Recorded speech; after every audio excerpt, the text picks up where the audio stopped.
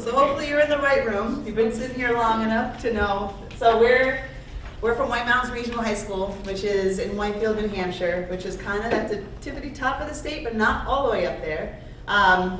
Took us what, 2.5 hours to get here this morning, so not too bad. Our school is a high school, so 9 through 12. We have 359 exactly students. So we're big for up there, quite small when you compare it to schools down here. And we have a CTE program, completer courses. We have Project Lead the Way and AP courses, just like a normal high school. So my name is Melissa Jellison. I am the STEAM coordinator for our STEAM program. This is my 11th year teaching. I've been in the same district for all 11 years. It's the district that I live in, my kids go to school in, so I'm really fortunate and really passionate and proud of where I work. My name is Erica Hicks, and I teach mathematics at the high school.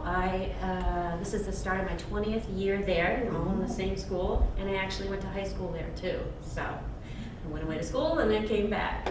This is my second year teaching in the STEAM program, and it really has changed my ways of teaching and the way that I go about my business. I'm Dan Kubak. I'm the physical science teacher over at White Mountains Regional High School, and I'm the newbie. This is my first year in the STEAM program and my third year teaching public school, and before that, the last 2 years was teaching middle school, so a little bit of a shift, although 9th graders and 8th graders pretty close together. And we do have one more teacher in our STEAM 1 cohort. We'll talk about the different cohorts in a minute, but our English teacher for our 9th graders, Jen Granducci, she has pneumonia, poor lady, and so she thought it would be best not to spread that news or like spread that to you, so she stayed home. So I think it's important to kind of know like what the outcomes. I know there's a little blurb inside of the little brochure so you knew what you're getting into, but these are like the 3 takeaways at the end of the presentation. We're going to talk about how you can shift from a culture of teaching to a culture of learning, which is really that metaphor of like the teacher being the center of the universe and that teacher stepping away from the center of the universe and making it more student focused. We're going to give you some ways to push kids to ask their own questions and to own their own education. Our motto at White Mountains Regional High School is that students own their learning, and it's plastered everywhere throughout the whole school. And then last but not least, we're going to give you actually skills and strategies and things to take away. I know from my experience sitting at a conference, I don't like the show and tell presentations, like look at what we've done, but you never get something out of it. So the flow of the day, or the flow of the hour, is that we're going to give you the showboat, and then we're going to take a break. You're going to do some stuff. You'll notice around the room there's some post-it paper, and probably for the size of the group, we'll just split you into 2 groups, and we'll orchestrate that in a minute. But so you know, we'll give you some feedback, give you some like ground rules and like things that we've figured out. We'll give you some skills, and then we'll give you some more info. So I'll start with the 2 quotes on the right of the screen. I think those are our two pushing points. Sorry to be standing in your way. This has really been a work in progress of 3 years of work. And so I think the biggest takeaway is that you can come to this presentation where you're not expected to go back to your classrooms tomorrow and be like, I'm starting a STEAM program. Because there was a full, complete year where there was no STEAM program, where we figured out what teachers were interested in doing project-based, problem-based learning, and really diving into what inquiry is. We figured out as teachers what cross-cutting curriculum we should probably develop, what sort of projects would kids be interested in. Probably the biggest component in that 2015-2016 year is that we got some outside help. There's no way that you can start a brand new program without help. And we got the opportunity through Bob Baines. Do you recognize the name? He was the mayor of Manchester. He used to work for Dine. He was the principal at Manchester West. And we got to go to Manchester West because they had a program called STEAM Ahead. So a group of teachers went to Manchester West, and kind of egocentric, we went there, we're like, we could probably do this and probably do it better. because that's kind of what we do in the North Country. And through Bob, we got to meet Larry Maya and Katrina Kenneth. And those are, if you don't know their names, you might want to just jot those two names down. They work for the Education Resource Consortium, and they are just global thinkers, and they're the ones that always ask us the so what and to push us to think bigger and better. We had to go and create new classes, we had to recruit kids, we had to, all this groundwork was a year in advance. Last year was the first time that we had kids on the ground, boots on the ground. We had how many kids our first year? 19? Yeah, it might have been 19. So that's a big push. I mean, in terms of a small school, 19 freshmen might not seem like a lot, but those 19 freshmen they knew from the get-go that they were going to be our guinea pigs. You're going to do school completely different. Want to do it? So we got 19 kids to dive on board, and we learned a lot. We thought we had it all figured out. Cool, we got projects. Cool, we got all this stuff. And then no, kids kind of changed everything, which as they typically do.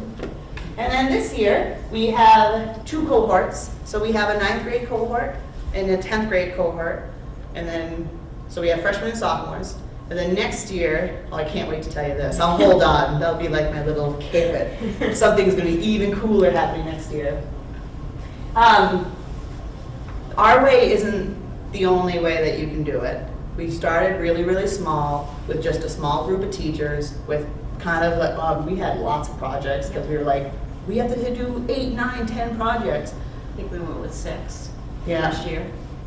Which was, we found out was too much. So now we're down to one big project a quarter. So we learn to kind of slow down, take a deep breath. But there's multiple ways of starting a program. There's multiple ways of setting up your classroom space. So we do things different up in the North Country because of resources and what we've got to be offered. So that's our history. I feel like I'm going really fast. Okay, so I'm going to talk about how STEAM is different than a traditional classroom. First thing is, we had, like last year I said we had like 6 themes or units that we went on with. First one was the survival unit where kids had to go out and build shelters and pretend like they needed to survive in the wilderness. I think the next unit was on Who Killed Mr. Berry, right? Yep. Which is our Yep. principal. So we kind of, we put in this hook thing for the kids. We try to get them really interested in things. So they walked into like a scene where Mhm. someone had been murdered. Obviously nobody was there, but so they had to investigate and come up with the suspects and figure out who did it, but I don't think they ever did. But that's what a hook is. A hook is, let's get them so excited about this that they really want to dive into it, research it, and figure it out. Theme-based units, like I said, we had like 6 of them yesterday. We had survival, we had Who Killed Mr. Berry, we had altered states of consciousness, we had beauty. That other one gets me. Technology. Technology, athletics. Athletics, technology. And then we ended the year with the war on physics, which was really neat. What's really neat about STEAM is these are all student-led. So once we got the hook up there, we kind of see where we want to go with it, as you'll see when we do these learning murals and things like this around the room. So they come up with questions on things that they want to know about, and then they kind of go their own way, and sometimes they do individual projects and sometimes they do group projects. But it's based on what they're interested in. We're just there to kind of guide the way. Can I piggyback for You a can. second? Which is super scary. It's super scary to have a classroom of 17, 18 kids, and you might have 17 or 18 different projects. It's super scary. So like we dove in because we're like, might as well learn how to swim. But you could always start way smaller. Sorry. Yep, yeah, no problem. And as we kind of worked our way through last year, we kind of set up with a guided theme. And then we kind of, our focus is to get them through the year where we release that independence for them to go ahead and do these things on their own, so that we're less and less on every unit. So that's what's really neat about that. And it wasn't pretty for a while. No, It was God, really no. hard to get them to kind of transform from the way they sit and do their work. They want to be hand-fed the information, and it was a challenge. You know, not everything was always so easy. But one thing I will say is that we were not it's one and done. Like, we constantly revisit it until they perfected it. I remember we had a debate, and the kids debated one thing against the other, and then we just made them keep doing it over and over until they got it, which was really neat. Exhibitions, presentations, and consistent critical thinking. So we also, through the beauty unit, created like a museum style. So kids had to find things that they found were beautiful to them or in their passion. One girl created a cake, another one did something on trucks, how to transform this truck to this truck using technology. It was amazing. And some of these kids were lower-end kids that aren't really excited about school, but once you put something that they're passionate about, they kind of get excited. So we were kind of impressed with those results. Also, the whole school would kind of come in and visit, and also people from the community were invited so that they could come observe their work. So they really have to get used to kind of presenting, which is very odd for some of them. I will tell you, the first challenge that we gave them last year, they came in and they had to go around and they had to meet a bunch of people in the school and introduce themselves. For some of them, it was very awkward. And then I remember 2 girls that couldn't even introduce themselves to Miss Jellison. That was one of the ones that they just couldn't do it. And that's their teacher, right? So by the end of the year, these girls were presenting in front of the whole school in a Spartan spotlight. So it's just amazing to see the growth and the confidence that builds. That's what this program does, I think, the most. Students learn to work with others to communicate effectively and productively. I will tell you that has been the biggest challenge. I'm not sure if you're aware of this, if you do a lot of group work, but sometimes they just clash. And it's really, really challenging to try and get kids to listen to others cooperatively and be productive. And that has definitely been a work in progress. But we've also pulled in outside sources, well, within the school with guidance and what she does. She's like a student assistance coordinator. SAP lady. Yes. So that lady comes in and she does a lot of group activity work that they don't even realize that they're doing. And then at the end of it, they're like, wow, we kind of worked together and we didn't even fight. So that's been interesting. Connections with the community. We've had a lot of community members come in during various units or themes during the year. We had a panel on the altered states of consciousness. We had a panel of a warden, a police officer. I think there was a former drug addict there. Paramedics. Yeah. Anybody else know this? There's the corrections officer. Yep. So tons of different people out there, and the kids were able to present themselves and ask questions that they were interested in. And they thought that was the neatest thing because it was the most relevant piece to their life. A lot of kids are affected by some sort of altered state of consciousness. We blew that up even more, so you got the positive side where you're talking about yoga or you're talking about meditation. So it wasn't just related to like a drug epidemic. So that was really interesting. We also had somebody that is in our local community who does a lot of public speaking. He came in and he spoke to our students about how to give presentations and how to do public speaking, because it was very odd for them. And I will say that when our faculty gets together and we talk about presentations and kids that are confident, they'll say across the board they can tell which kids are in STEAM and which kids are not. Students learn how to be an effective presenter and soft skills. Those are the things about how do we survive with others when we really just want to scream, okay? And we've had a lot of that this year, but we, I think, have managed it. We had a successful event at the end of the first unit, and so far so good. But it is a challenge. Connection to guidance, so I talked about that, how guidance will come in and teach kids to work with other kids and try to be tolerant of others. But the biggest thing is the empowerment and the strengthening their independence, because I think that's really the goal in life, is to be confident with yourself and to be able to present yourself well. And we've done that for a lot of kids that might not necessarily feel that great about their studies and themselves. All right, culture of teaching versus culture of learning. So this is what our school is really trying to push towards. STEAM does this probably the most, and we're trying to get every other department to follow along. So traditional teaching, this was definitely what I was in when I was in high school. Sit down, take the notes, hand feed the information. Yeah, that's the way I liked it. I could learn that way, but most people can't. So we're trying to shift from this side over to this side, where they have the inquiry learning, where students have voice and choice. They pick and choose the things that they want to investigate. And of course, I'm going to tell you, I teach math. I still have competencies that I need to teach. So it has sometimes been a challenge mathematically to get in all the information that I need to get in and still tie it to a STEAM topic. I'm getting better at it, but it's still a challenge. So yeah, as you can read through it, learners are self-organized, they're authentic work, interaction. In the end, we want them to have something to present, you know, whether it's a piece of art or it's a presentation or it's something they built. Somebody built a chair, a very beautiful chair. But so yeah, that's where we're just trying to shift towards, and we're a work in progress.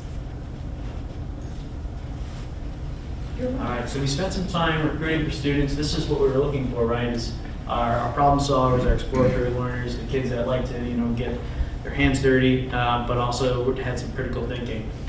That's not necessarily what we got. We got a variety. We did definitely get kids that like to work with their hands, but we did get a broad spectrum of kids where we have some kids that are very on the low end in terms of reading abilities and math abilities, and some kids that are also on the very high end. So we have a very diverse group. If any of you are like middle school or elementary teachers, then you know what it's like to work with that broad spectrum within one classroom. So we ran into some of those same difficulties at the high school level. But I think that the way that the program is shaped and the choice that's available allows the students to sort of self-adjust in terms of their skill abilities to pick a project that they can actually pursue, and if you keep pushing them, they'll do the best that they can. So it's like a very elementary approach. Yeah? I'm sorry. To help me focus better, can you talk about the structure of, because is this a class, one class, one after another, or is it a program where there's several classes lined up, or That's the next slide. Okay. Thank you. So that's what we were hoping for. So Yeah. This is our structure for how we actually are organizing the kids. So right now we have 4 classes. We have the Intro to STEAM is the Teen Talk class, where all 4 of us are in the classroom working with the kids on their big major projects, whatever that major hook was, and they've got one theme project that they're working on during that intro class, and we're all there to push them in whatever direction they need. And then they break out, and we have our normal, English class, but they connect it to whatever that major project or theme is, math and physical science. And then they have Intro to Computer Science, which is separate, and Health, which is separate from the STEAM program. And then our 10th grade cohort, same thing. They've got STEAM English, Math, Biology, and then that Intro to STEAM course where everybody is together in one room. And then computer programming, which is, again, separate. So this is what our kids have to take, and then they have some electives that they can take outside of this, but that's what they have to take. Does that help? Okay. That helps very much. Yeah, and our future is potentially looking different, but we'll talk about that at the very end. All right. So, Okay. Yeah, so we develop a project. So, like Mr. Hubeck said, so we have that intro class, that's like the project built-in class, and that was probably the biggest piece to get administration on board. I mean, we messed with the master schedule. The poor scheduling ladies probably hated us and probably continue to hate us, because we're like, these are the classes we need to run this program, and we need this extra class built in. But so, I mean, we're kind of bulldogs anyway, so we got our way. But, so we have that core class where they work on projects, which is really important, because a lot of the times when projects fail, it's because they have to work on it outside of class. Well, Jimmy can't get a ride to Susie's and no internet. Any excuse that you've heard, and they break out. So inside of our intro class, which is what the STEAM ninth graders take, or the STEAM 2 for 10th graders, is where we develop our big overarching project. We might start with like a theme like survival, which we'll break down that unit so you can kind of see each of our steps. We always start with some sort of hook or a thrill to get them enticed, to get them thinking, to get them salivating, to get them like, ooh, this could be really interesting. But so many times when you make your lesson plans, you always look at, I was trained to look at my standards. Here are my standards, these go together, what activity could I do? We don't do that. We think of, well, what's the end game, what's the activity, what's the big ticket item that's gonna make them excited, and then we'll piecemeal competencies. We'll piecemeal standards, which is scary, but at the same time it's so thrilling and so like, you can let go a little bit. We entice with some sort of provocation, which you're gonna go through, just to kind of get things thinking. There's other ways to do it with QFT, which stands for Question Formulation Technique. Sounds really fancy. Or we create learning murals, which is just a display of what you've been learning. And our job is to push, push, push. We're facilitators, we're coaches. I wouldn't even call us STEAM teachers in those classrooms, because we don't teach, per se. Is there still time for lecture? Sure. Is there still time for skill and drill? Absolutely. But for the most part, we don't teach. And I had a professor tell me a long time ago, good teachers never teach. And that's always sort of stuck. And that's what we do. But students create their own rubrics. They create their own deliverables. They tell us what they're being what they want to be graded on and what they want to do. We really play into that sort of, they're entitled. It's all about them, so we might as well play into that. I'm going to show you the curiosity key in a minute, but the curiosity key is what we use for to help push. And then no matter what the project is, they have to research, they have to make some sort of presentation, and they have to go back and reflect. And at some point in that reflection, they go back and fix something or add on. So it's no longer one and done. So as teachers, whenever so we give them something enticing, we give them a hook, we give them something to think about, we check for rigor. Because really, we still want a rigorous classroom. This isn't okay, rainbows and unicorn time, you can do whatever you want. We still check for rigor. Are you learning something new? Are you constructing new knowledge? Are you curious about what you are learning? Because really, if they're not into it, they're wasting their own time. And does it matter outside of school? Will this matter when you're a 30-year-old when you have to recall what you did in high school? And if the answer is no, that's not your project. Of course, they're still very much right here, so that's hard to push. And this is the curiosity key, which, if you want to take a look afterwards, or I can pass it along, but we made our own, and it's in all of our STEAM classrooms, and then the best part is other teachers see it and they want their own. But really, this is how, when we meet with our kids, whether they're an individual in the project, or they are with a partner or in a group, then we do things called office hours. So they have to make the time to come meet with one of us, and it's really great because there's 4 of us in the classroom. And we ask them these questions. And if they can't answer those questions thoughtfully, then they don't get to move on their project. Okay, go back, you need to rethink, you need to regroup and do something or change your project entirely. We've had kids that are stuck in this phase for a long time, and other kids are done with their projects. And we just manage it because there's 4 of us, and we'll talk about that later. Okay, I'm going to talk about our first unit in STEAM 1, what we do. The unit or theme is on survival, and our school is in this beautiful area with lots of acreage, so Yeah, we're 400 fortunate acres. with that we get to go outside, and the kids actually have to build their own shelter. And this year the hook was on November 9th, which was the end of the quarter, and it was our open house. The kids were going to do a sleepover and see if that shelter really could keep them warm. That was interesting. So for the first 2 months in our STEAM 1 class, we're outside. The kids are working and building. So this gets our boys that are really, can't sit still and they want to move and they want to do stuff with their hands. That gets them really hooked and excited.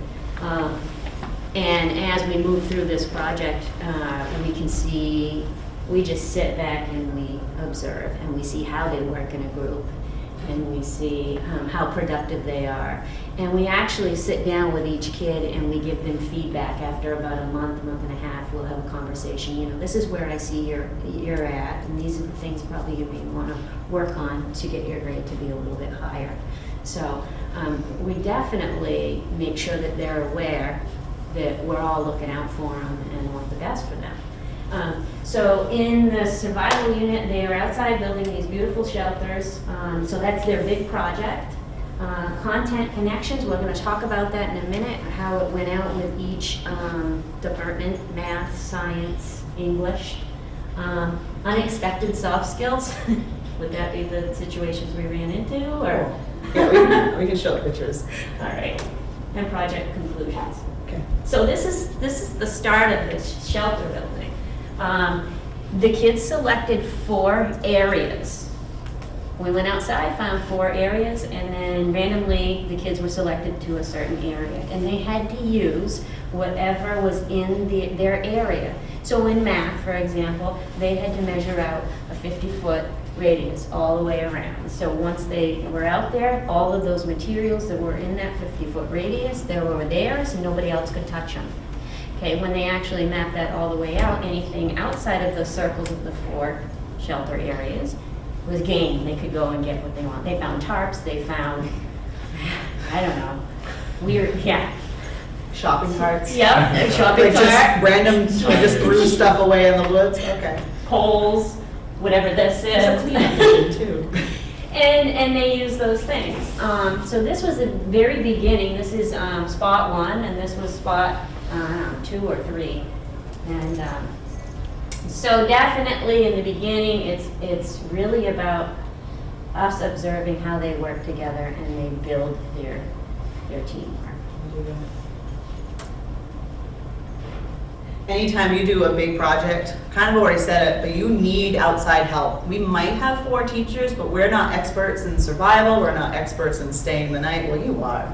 But, so we had AMC come, and they actually, for a minimal fee, it was really nice, they supplied sleeping bags and sleeping, what do you call those? Ground mats. Ground mats, thanks. So they actually had a place to sleep for the overnight, and probably the best, 2 fish and game officers came in, well, one was a biologist and one is a CO, came in and evaluated their shelters so that they were, so was it safe? Is it gonna Yeah. keep the water out? And so they actually came twice at the very beginning, gave them some building feedback, and then they came at the end like, okay, you can sleep in this. For me, the best part about having the fish and game come in was, it didn't seem to matter how many times we told them, maybe you need some more insulation, things like that, right? Having somebody from outside come in and say, yeah, you need some more insulation there. It's like, oh, yeah, right, we need to do that. So it really did change the game to just invite some people in and have them come in, even if it's just parents in the community, whatever the expertise happens to be. So our final products, right? So they had a quick and simple means of assessing whether or not they've kind of developed their soft skills. Did they have functioning shelters? We had 4 different shelters. 3 of them were really good. One of them was not so much. So that group was fully aware that, all right, they could actually see the results, right? What did everybody else do and what did we do? And they could, hopefully, we'll see this quarter, they'll self-correct and with some guidance, hopefully become better communicators. But so these are their shelters right before the overnights. And so we got the kids out there and they were super excited about it. We went and, kind of made a night of it. Had a fire and, just really had a lot of fun that night. I was sleeping outside next to this shelter here and had a couple of, I thought they were students sneaking out, but it was actually a couple of raccoons who came to visit me. So that was a little bit nerve-wracking. The students got to hear me scream with a very high-pitched voice, so they now have definitely a memory of Mr. Huback screaming like a young child. that they'll remember. And then also at 3 a.m. we had a thunder snowstorm came in, so we all had to get up and go inside in that case, because we're just not going to be out there during a thunderstorm. But so they definitely have some memories from this that should hopefully last them a lifetime, just working with this large unit. And then looking at what we did within our individual classes. Do you want to talk about English Oh, yeah, so first? Jen's not here, so I'll pretend I'm Jen.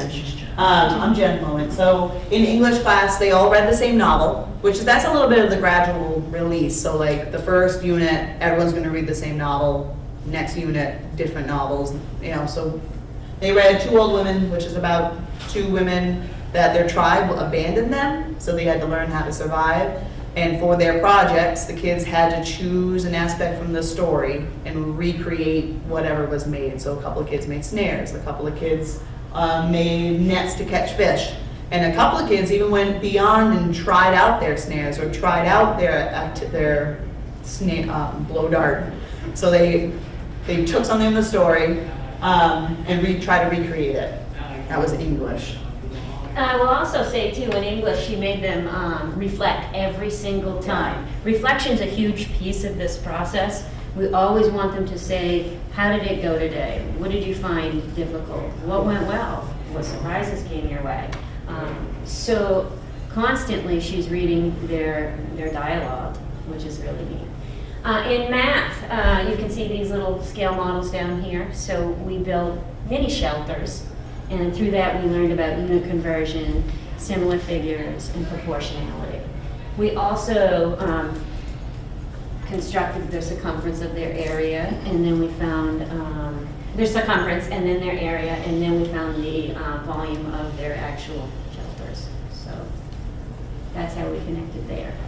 Yeah, in science, one of the major themes that you probably work with ninth graders is heat transfer, and so this just gave us a way. We didn't necessarily do anything different other than we went outside and we built some insulators out of natural materials, and they could directly apply that to their shelters. So we gave them some context for what they were actually doing, hoping that the concepts would stick a little bit more and that they'd be a little bit more interested in them, since they knew that they were actually going to be directly applying them to their overnight. And then also that they kind of, I opened it up for them and let them create some sort of a product, some sort of survival product that they thought they could actually market and sell. So some students were very interested in fire, so they ultimately created a firebox that they created a prototype for it. And their idea was they were actually going to sell this as a fire ready to go in an emergency situation. They figured out that they made it too big, too cumbersome to actually sell to a hiker, but they kind of reflected on that. In their reflection, that's what they mentioned, is that they needed to bring that down to an appropriate size. So there was some real thought with that. And just kind of expanding on that, so I opened it up to them a lot as the new guy. I was like, okay, yeah, sure, we're just trying to open this up. Is not a veteran teacher. That was I probably opened it up too wide initially, but I got some kind of neat results. So in my physical science class, we had kids doing everything from working with blowguns and looking at, so I pushed him to look at aerodynamics and thinking about, basically he spent a lot of time building different projectiles and seeing how far they actually would go. And then I had two other students who had whited out their names, but they ended up creating a bug spray. These guys are those are your ideal students. They find out about the mosquito's life cycle. Then they went online and they kind of looked up some different essential oils that have been used in bug sprays, and then they created their bug spray concoction. Okay, great. Now I said, all right, how are you going to test this? So then they went and looked to see, okay, well, how can we make a mosquito trap? So they ended up fabricating a mosquito trap with a plastic bottle and some yeast, some sugar, right, to create CO2. And so then they learned a little bit about yeast and what yeast do, and the fact that they produce CO2, right? And then we went out and they tested their bug trap a couple of times, a couple of iterations of that, right? And they eventually got one that kind of worked. And then we were able to also test that. So they were able to test it a little bit on mosquitoes, and then they tested it inside. We had some fruit flies in our garbage can, and they found out that it was really effective as a fruit fly repellent. But so you have, two students, two different skill sets in terms of reading abilities, right, and math abilities. And so, yes, definitely those students that are at a higher level in terms of math and reading abilities are going to be able to go further. But your students that are on the lower end of things are definitely going to be able to be engaged, and he's going to get more out of this than if I was to just sit there and lecture with the material, and he's definitely going to be. So just sort of, that was a really fun experience and worked in my class in terms of opening up control, and this is how I should have done it. No. And I think to take a pause moment, not once have we said, this is the technology we're using, these are the computers that they're carrying. I think when you hear the word STEAM, you think, man, that's going to cost a lot of money. But really, we are just creating moments and memories through projects. I mean, if you kind of reflect in your own learning, your own education, you remember the people who impacted you, and you remember the moments of projects probably. And that's just what we do. And we just, all these passes of learning about survival in different aspects pushes them to go beyond what's normally in the competency, what's written on page 16 of the textbook. Something that we're still working on, because we became teachers to kind of be like these sage on the stage, is gradual release. You eventually don't want to do this much talking. Like, this isn't normal for us anymore. So the first quarter, it was very guided. You're going to make shelters, but hey, you get to make whatever you want in Mr. Hubat's class. You might have to read this one novel, but you get to choose whatever you want to do. So knowing that eventually you're going to have to give up your spot on the stage once the kids are ready, and believe me, they're ready more than you are half the time. Letting kids get messy. Our administrator, and thank God for, his name is Mike Berry, he kind of lets us be us, and I know a lot of administrators aren't like that, but he doesn't care that our rooms are messy, that they're loud. I feel bad for the people next to us, because there's Dremel tools going, soldering guns going over here, like it's chaotic and messy, but knowing that that's okay.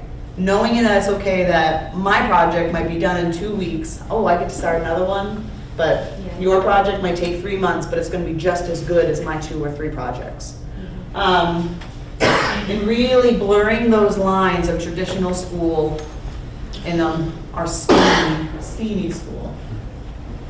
But this is hard. We try every quarter to release a little bit more, and our goal is by quarter 4, they don't need us at all, which hasn't happened yet. Like, our sophomore kids don't need us a lot, but they still, they're teenagers, they still want to. And we ask the same question to the kids, what does it mean to get control or have student voice or student direction? And this slide was made by kids. Actually, the majority of all this was made by kids, because they're like, oh, you're presenting? Let us tell you what to present.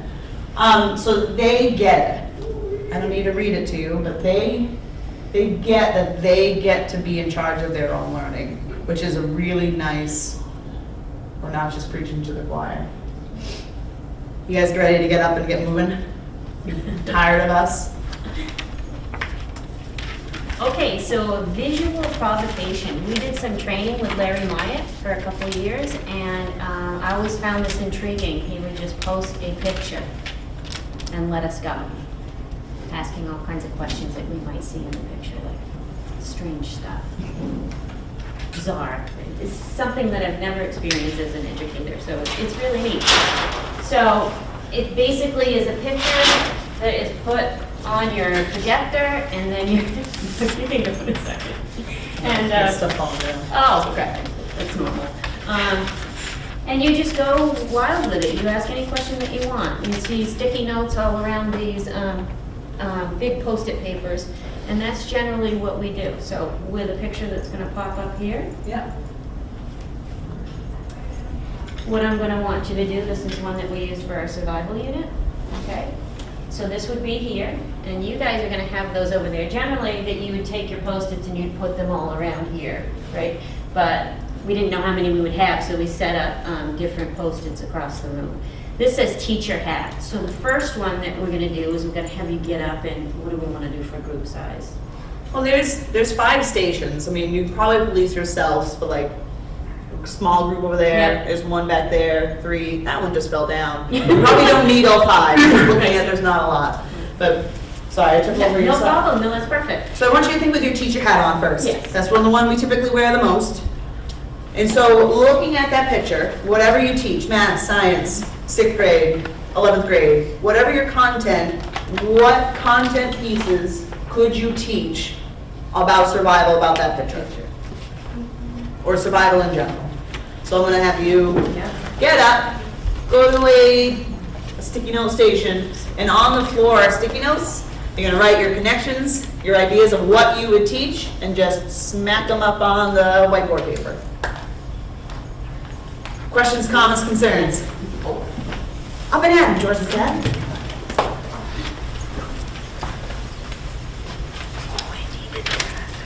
There's sticky notes on the floor, too. Yeah.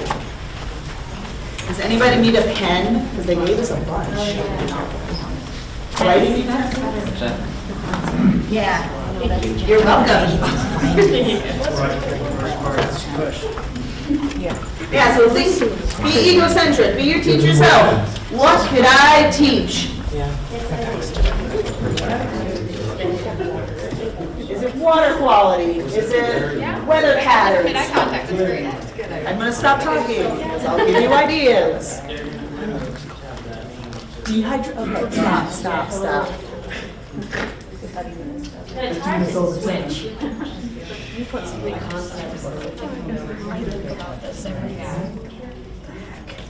Let me get another, I have to.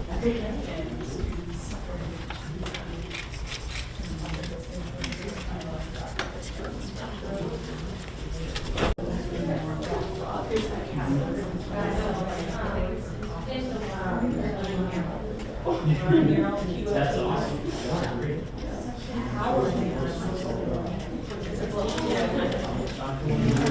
What do you teach?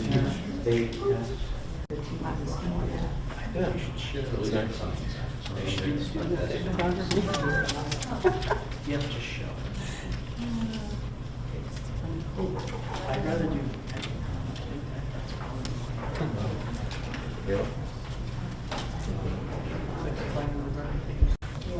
I tend to just bring up. Right. We're random, I Right on the potpourri. paper. We're all kinds of stuff.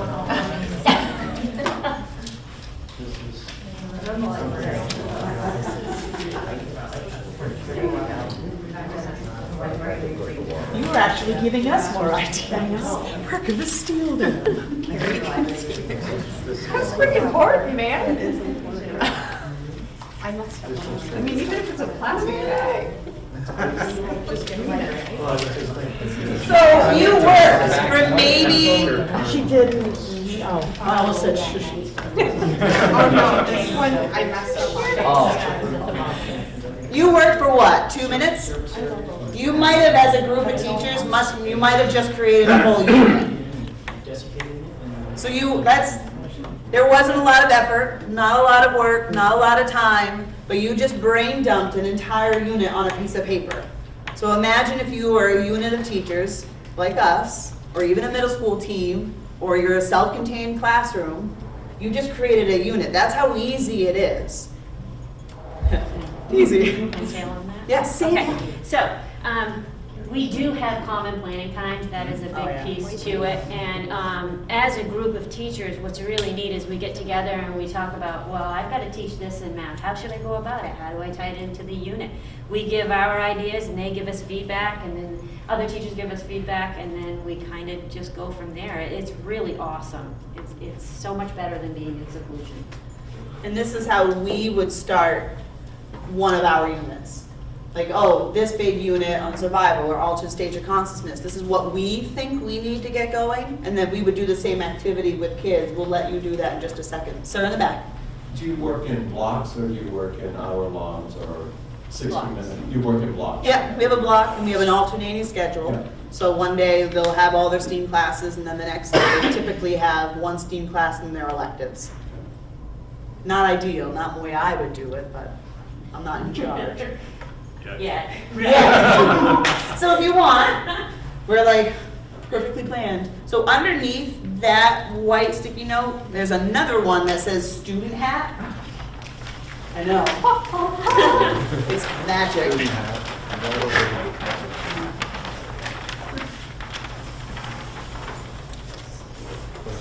So we're going to still do a visual provocation, but now I want you to be your students. So if you teach high school, be a high school student. Maybe not act like one. But if you're a middle school student, go to that realm. I'll write on So not the same visual provocation. We want different sort of thoughts.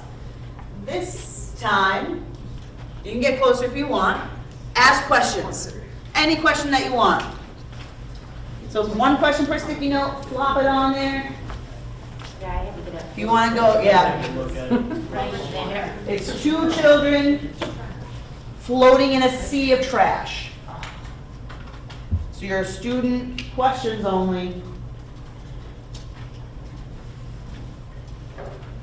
I would be that student, be like, is that gross? And I would be the one that said yes. Yes, it is. Somebody already has where is this? And they're probably looking usable. Any question? Open, close. Where is that? Why are the kids doing that? How do we get that back? How do we find it? Scaffold.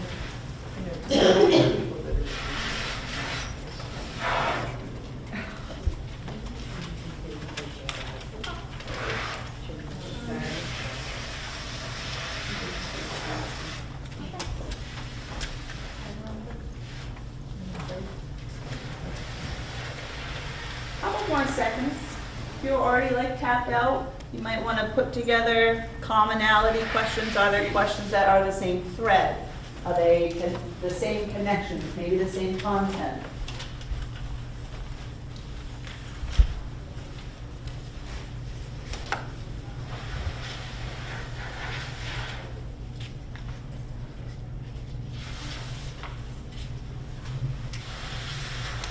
In 30 seconds or so, I'm going to have one person from each group kind of share out what are the types of questions that you were asking. So somebody is going to be the guinea pig. Share out whole group. Super scary. Where the parents, why are they so?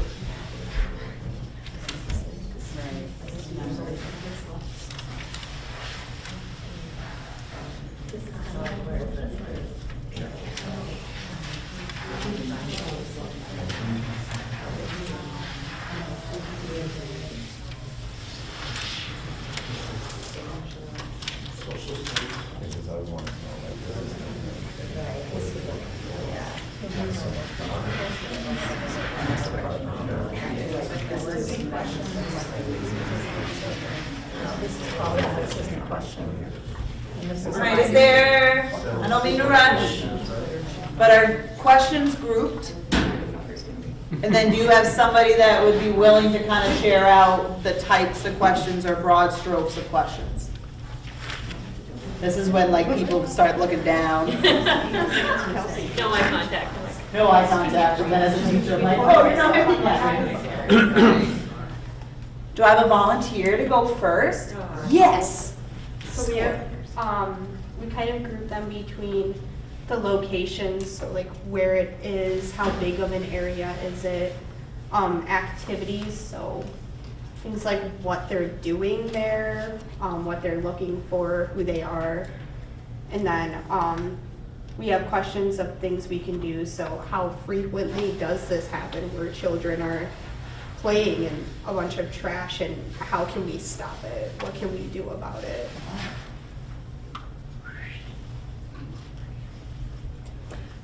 So we have some questions sort of about society, like what is the situation that has caused this to happen? We have some specific ones about the items in the photo, like does it smell? Where did it all come from? Some questions about what they're doing. So sort of like background questions as well. Cool, thank you.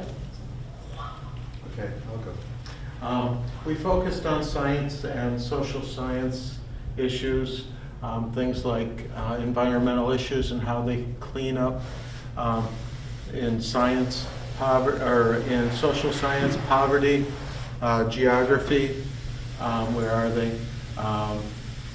The social issues such as why are they in a pile of trash, survival and safety issues. And then perhaps stretching it a little bit, a math issue which would involve extrapolation and estimation processes of counting objects in the picture. Very nice. Good idea. And then, last but certainly not least. Just about every topic has been covered, but there were some things, for example, was this caused by global warming? Is this a recycling area where they happen to stumble across? Same thing about pollution, bet that it really stinks there. Scientifically, I want to know what's the cart made of? How did they construct that? Why that cart to go through there? And as it's been brought up before, is this a daily occurrence? Is this something that they're just doing on a lark, or is there an actual purpose for what they're trying to accomplish there? Thank you. Just to ease some sort of curiosity, I can tell you that those are two boys. It's off the coast of India, off a beach. I wish in my head, I wish I knew the names, that sounded really cool. And their job, they're looking for recyclables to bring to a recycling plant to get money. So there's social issues, there's scientific issues, there's social studies, there's math. So as a student, you would probably, these are eventually going to be, these are called like learning murals. So imagine these big, if you have a big old bulletin board or a big whiteboard space or a big space in your room where kids can pose questions. And then they kind of read and like, oh, I'm really interested in that one. Boom, there's a project. And if you happen to be interested in the same project, awesome. We might be partners. So there you have to research the answer. Can you create some sort of deliverable that teaches other people about your research? And can you make something? There's obviously something that you could probably make to help solve, to help learn, to help teach. And that's really how we blow up projects. We always revisit these learning murals. So if a kid learns something really neat through their research that might not have to deal with their project specific, they can print it out, write it out, put it on the board. It's always revisited. There's always some sort of comment, question and answer. It's an interactive space that you can keep track, kids can keep track of their progress, teachers can keep track of your progress, and it, not to sound like that teacher, but it looks good to an administrator when they walk in and they can see exactly what kids are looking at and working on in your classroom. Questions, comments, concerns about the activity that you just went through? I can give you a quick example of a learning mural that we just did on an inquiry exploration day. We had 2 solid days to work on something that kids could inquire about. So it wasn't like 2 regular school days. We focused on the topic of stress. So we had a giant board just with the word stress, and kids had to come up and write random things down. And it was giant because stress affects everybody, right? So then they put all their thoughts up there, they put them into categories, they took their Post-it, and they went and put them on the room. They rotated around the room to add comments to each one, and then kids decided to, there was causes, there was effects, several other categories, and then they created 2 different rooms for which everybody to rotate through. One, a stress-causing room, and one, a stress-relieving room, where yoga was going on. The stress-causing room was a group of kids trying to create like a scary environment where they were blindfolded. Their blood pressure, or their pulse rate was taken before they went in and taken when they came out. And the kids had a blast with it. It was super cool. And all that from just one board on a piece of paper. So feel free to come back. I'm going to be completely honest. We're first-time presenters, and we put way too much in our presentation, and it's like, time to go. Oh, Homer, I'm sorry for that. So I will tell you, we'll post it. We're over-ambitious. We're way too much, because we're just excited and passionate. But we can show, let's show that. We have legit. What about your, what you're doing next? Oh yeah, we'll do that too. Okay. So, administrative-wise, really matters. Do you get results? Do you get data? So this is last year's, 9th graders. They're 10th graders now. And our kids had a better GPA. Could be way better, but they're freshmen. Our attendance overall is better. And then probably the biggest is that we only had 2 major disciplines. I will say, in their big project-based class, there's 4 teachers there. Does that help? Oh, yeah. You have that many eyes, that many hands on deck. But that's still a startling number. And now we have this year, which we didn't get discipline. We don't have access to Swiss, and that lady's been absent. It doesn't really matter. Still, our GPA is really low, but it could be better. It's typical for freshmen. But our C kids have a better GPA, both 9th and 10th graders. Higher attendance rates this year. I don't really know what's going on, but still, our kids come to school more, which is really what you want. You want them to be doing better. They want them to be inside of school. And I'm guessing our discipline is better. We'll just say that for now. Yeah, we're gonna have, I think you might. You just want to. Yeah, just, so you can see how overambitious we were. It's a QFT technique. It would, basically it's self-explanatory in terms of you go there and you review that, you'll see it, right? We don't want to get 3 minutes. So. It's to get kids to ask questions, which a lot of kids don't even know how to ask questions unless it's into their phone. What time's lunch? Right. Yeah, oh my God, I love that thing. So that's another just quick strategy that you can review on how to kind of generate some more questions in your class. Totally gonna run you through that. Yeah. And then, That too. Yeah. And then you want to just jump up to this next thing, right? So yeah, remember I said in the beginning, there's a little carrot. So I've already said it, I'm kind of a bulldog, kind of like I get my way in a sincere and humble way. Okay, just click it. So we get to have a school within a school next year. So nice enough, there's actually a building on our campus that's not being used. It's actually being used for storage, which I think is, why have a building for storage? Anyway, it's going to get to be open 9 through 12, and it's the same sort of idea. We'll start with some sort of grand challenge. We're on the waiting list to be connected with Smithsonian. I don't know if that will go down, but it sounds cool to say. But it's that same idea, but it would be STEAM all day long. We're stuck in this confines of, okay, you have 80 minutes of English. Okay, the bell goes, you go to math. That's not what real learning is. You don't be like, okay, and I'm done. And you like, that's not what real life is. So we would be STEAM all day long with the understanding of 3 pillars. So you have your humanities, your math, science, and then we would get different arts and technology and design people to kind of satellite in. Same idea, 4 teachers, big projects, but it's all day long. But if a kid needs to peace out to go to band, great. You can leave us, go to band, come back. And I think that was we had a lot of kids and had to make a lot of decisions. We had a girl, the Bucksbury girl, had to choose between being in band or being in STEAM. That's not fair. Luckily she chose STEAM, she's killing it. She's still gonna be in pop band, but that's not a decision that those kids should get to make. So that was we need to change this, and so I got that. Oh, we got that. I was so excited.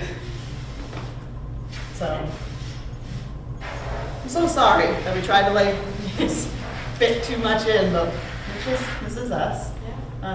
This will get posted if you want. I didn't figure that out yet, which the guy is gonna come and help me. But it'll be on there. If you have any questions, if you want to hang out, I want to respect your time. It is legit 11:30 on the dot, so it looks like we finished on time. But if you ever want to come and chat or email, I should have put a phone number. Or you want to come to our school, that'd be cool. Especially next year, you can totally come next year. Thanks for coming, everybody. Thank you. Okay, did you have any questions?